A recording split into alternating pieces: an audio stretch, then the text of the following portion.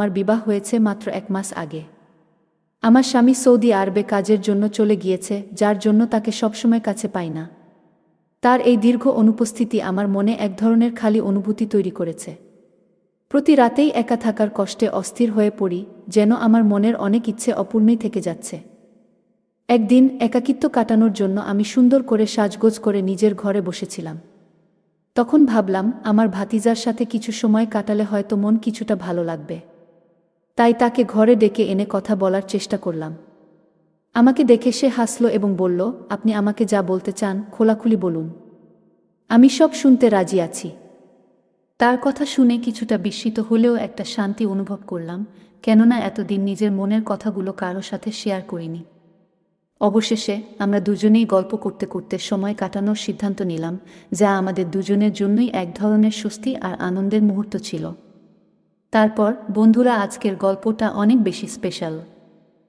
আশা করছি তোমাদের ভালো লাগবে। প্রতিদিন গল্প শুনতে চাইলে আর গল্পগুলো ভালো লাগলে ভিডিওটি লাইক, শেয়ার এবং চ্যানেলটি সাবস্ক্রাইব করো। আমার ছোটবেলা থেকেই বিয়ের প্রতি আগ্রহ ছিল। প্রায় 12 বছর বয়স থেকেই আমার মধ্যে এক ধরনের আকাঙ্ক্ষা জন্মেছিল। স্কুল ও কলেজে বন্ধুরা মাঝে মধ্যে মজার ছলে বিভিন্ন রোমান্টিক গল্প বা হিন্দি সিনেমা দেখাতো, যেগুলো দেখার পর নিজের আবেগ সামলানো কঠিন হয়ে পড়ত। এভাবেই আমার মনে বিয়ের ইচ্ছা আরও গভীর হয়ে ওঠে। তবে আমি দেখতে খুব সুন্দর না হওয়ার কারণে অনেক প্রস্তাব এসেও ফিরে যেত, যা আমার মন ভেঙে দিত। যতই বিয়ের ইচ্ছা বাড়তে থাকত, ততই বিয়ের ব্যাপারে বিলম্ব হচ্ছিল। অনেক খোঁজাখুঁজির পর অবশেষে আমার বাবা মা একটা প্রস্তাব পেলেন এবং দ্রুত বিয়ের সিদ্ধান্ত নিলেন। ছেলেপক্ষেরও বিয়ের তাড়াহুড়ো ছিল, আর আমিও বেশ আগ্রহী ছিলাম, তাই আমাদের বিয়েটা 1 মাসের মধ্যেই হয়ে গেল। আমি ভীষণ খুশি ছিলাম আমার নতুন জীবনে প্রবেশ করে, কিন্তু এই সুখ দীর্ঘস্থায়ী হলো না। বিয়ের কয়েকদিন পরেই জানতে পারলাম, আমার স্বামী সৌদি আরবে চাকরি করেন এবং সেখানে ড্রাইভারের কাজের জন্য তাকে বেশিরভাগ সময় বাইরে থাকতে হয়। যখন জানলাম তিনি 1 মাস পরেই ফিরে যাবেন, তখন আমার মন খারাপ হয়ে গেল। এই ভেবে আমি কান্না করে ফেললাম।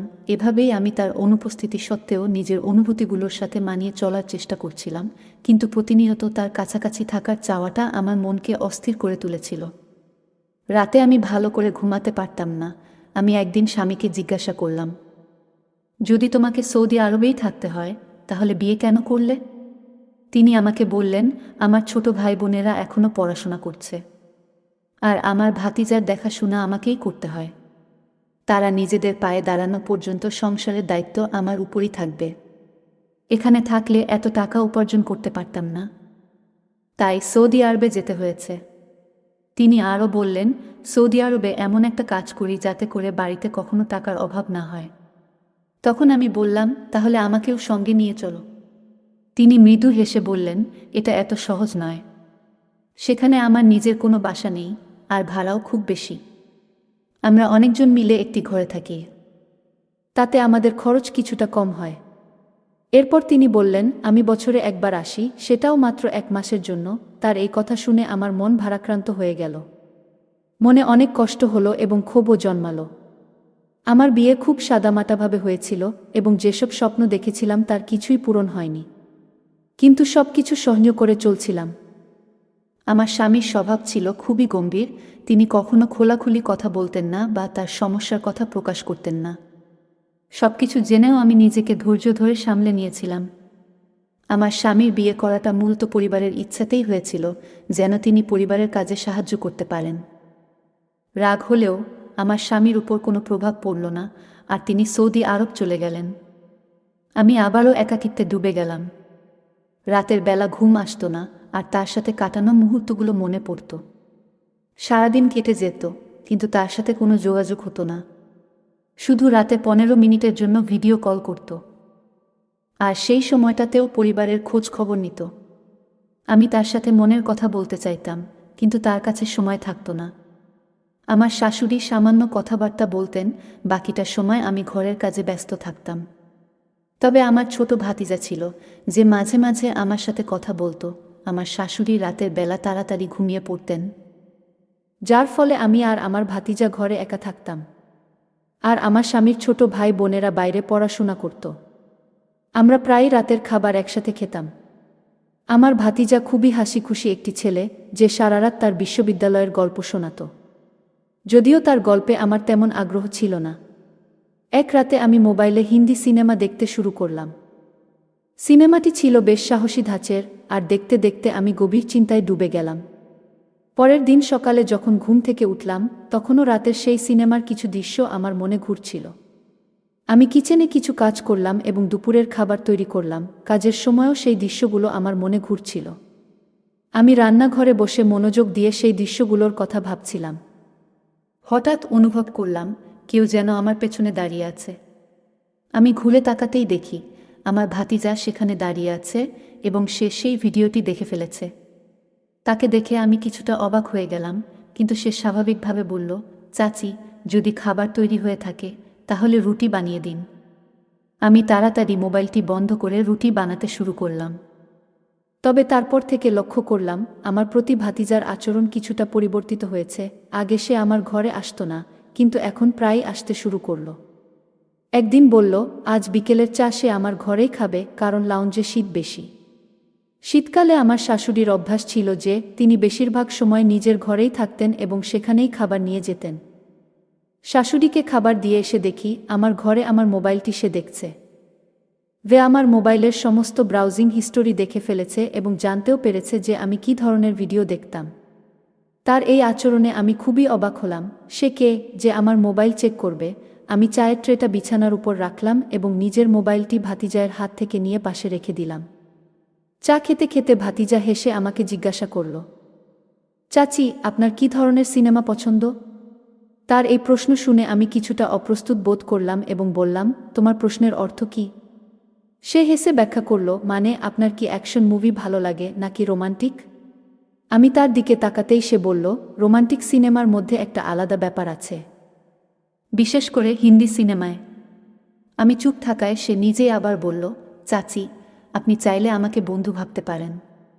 ভাতিজা চাচির মধ্যে বন্ধুত্ব তো হওয়াই সাচাচিক, আর আপনার একাকিত্বে আমিও পাশে থাকতে পারি।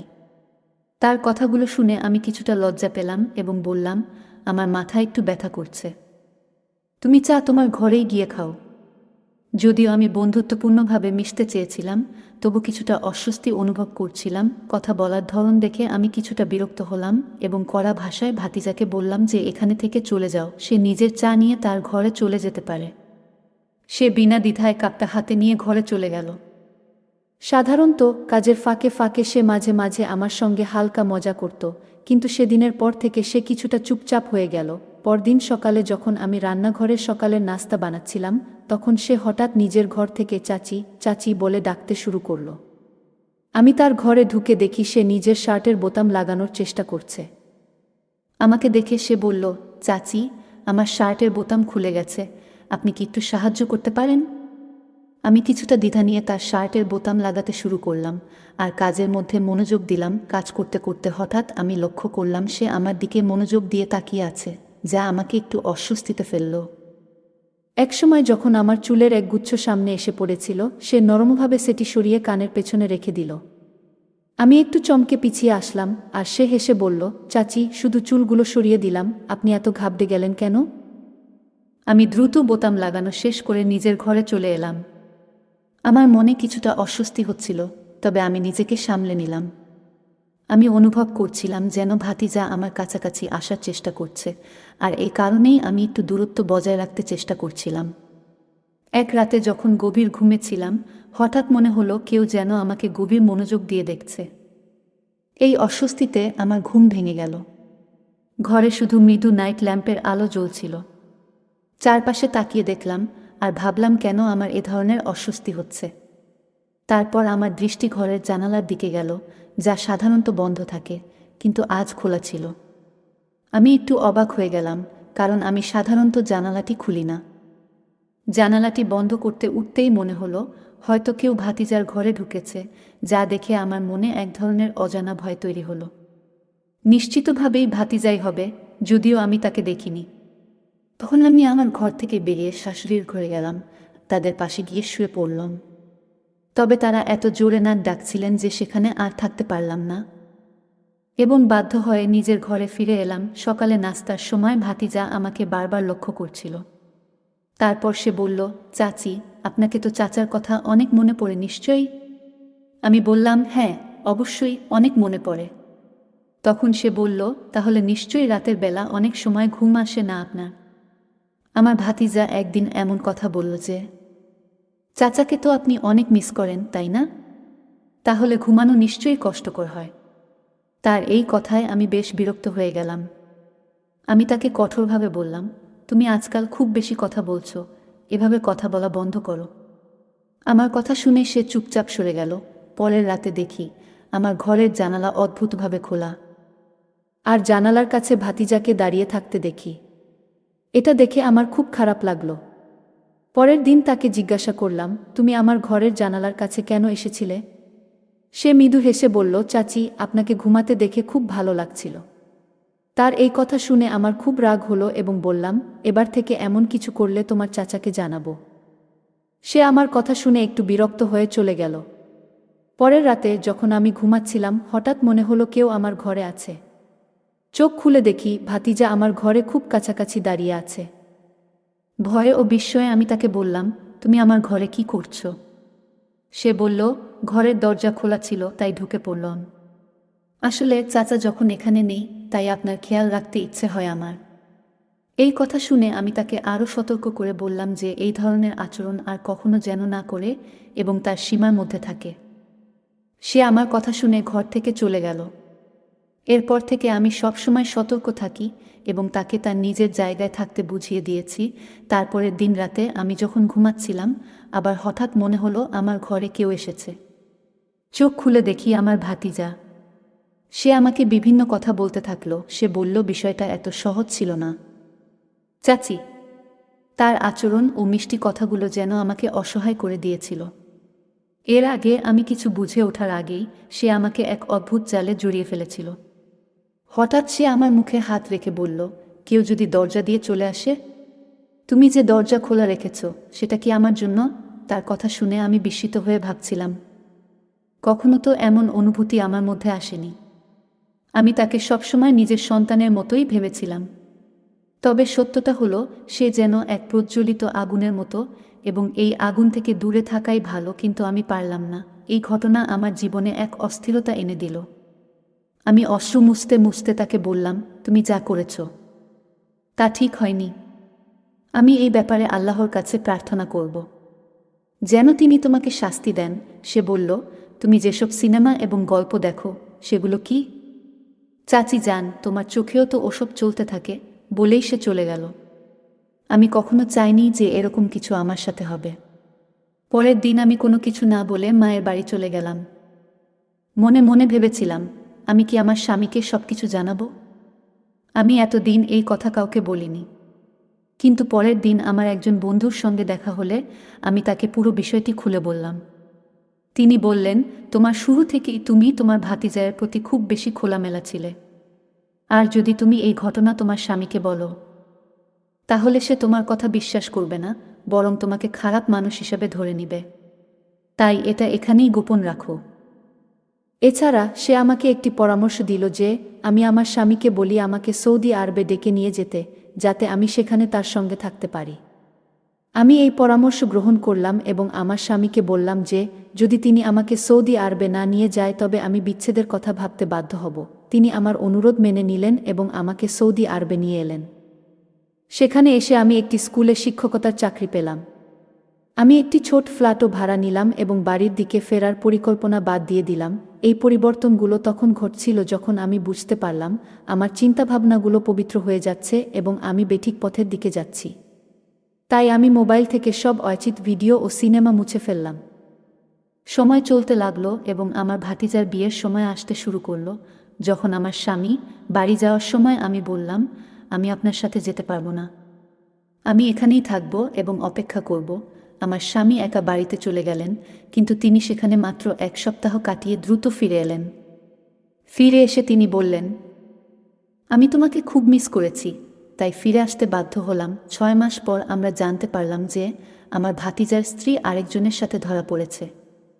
এটি শুনে আমার মনে অনেক শান্তি এলো, কারণ যে ব্যক্তি আমার জীবনকে উল্টে দিয়েছিল তার প্রতি আল্লাহর কোনো না কোনো শিক্ষা দিতে শুরু করেছেন।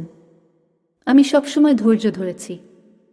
একটু সময় পর আল্লাহ আমাকে সন্তানের সৌভাগ্য দিলেন। আমার এখানে যমজ বাচ্চা হলো এবং আমি তাদের সঠিকভাবে বড় করার চেষ্টা করলাম। বর্তমানে আমি আমার জীবনে খুবই খুশি আছি এবং আমার পরিবারের সঙ্গে একটি সুখী জীবন কাটাচ্ছি। গল্পে একজন নারী তার ভাতিজার প্রতি অতি খোলামেলা আচরণের জন্য সমস্যায় পড়েছেন। এতে বোঝা যায় যে আমাদের নিজেদের ও অন্যদের সাথে সম্পর্কের ক্ষেত্রে সতর্কতা অবলম্বন করা প্রয়োজন। আত্মীয় বা ঘনিষ্ঠ কারো সাথে আচরণের ক্ষেত্রে মনের মাঝে সুস্থ সীমারেখা বজায় রাখা গুরুত্বপূর্ণ। গল্পের নারী আল্লাহর কাছে ধৈর্য নিয়ে প্রার্থনা করেছেন, যা তাকে কঠিন পরিস্থিতি মোকাবেলা করতে সহায়তা করেছে। কঠিন সময়ে ধৈর্য ও প্রার্থনা আমাদের মনোবল যোগায় এবং সমস্যার সমাধানে সহায়তা করে। ভাতিজার আচরণকে তিনি এক ধরনের প্রজ্বলিত আগুনের মতো মনে করেছেন এবং পরে নিজেকে তা থেকে দূরে রাখতে চেষ্টা করেছেন। নেতিবাচক সম্পর্ক ও পরিস্থিতি থেকে দূরে থাকা প্রয়োজন, যাতে আমরা আমাদের জীবনে মানসিক শান্তি বজায় রাখতে পারি। গল্পের নারী তার জীবনকে সংশোধন করতে অপ্রয়োজনীয় ভিডিও এবং সিনেমা থেকে নিজেকে দূরে রেখেছেন। তিনি পবিত্র ও আত্মনিয়ন্ত্রিত জীবনের জন্য এই সিদ্ধান্ত নিয়েছেন। এটি আমাদের শেখায় যে আত্মনিয়ন্ত্রণ ও নিজেকে সঠিক পথে নিয়ে যাওয়া জীবনের মান উন্নত করে। গল্পে নারী ধৈর্য ধরেছেন এবং অবশেষে দেখেছেন যে ভাতিজার স্ত্রীর বিশ্বাসঘাতকতা ঘটেছে। এতে তিনি শান্তি খুঁজে পেয়েছেন, কারণ এটি তাকে মনে করিয়েছে যে আল্লাহ ন্যায় বিচারক এবং আমরা আমাদের জীবনের ন্যায় উপর পূর্ণ নির্ভর করতে পারি। বন্ধুরা, যদি এই গল্পটি ভালো লেগে থাকে তাহলে দয়া করে ভিডিওটি লাইক করুন এবং আমাদের চ্যানেলটি সাবস্ক্রাইব করুন। ধন্যবাদ। দেখা হবে আমাদের পরবর্তী ভিডিওতে।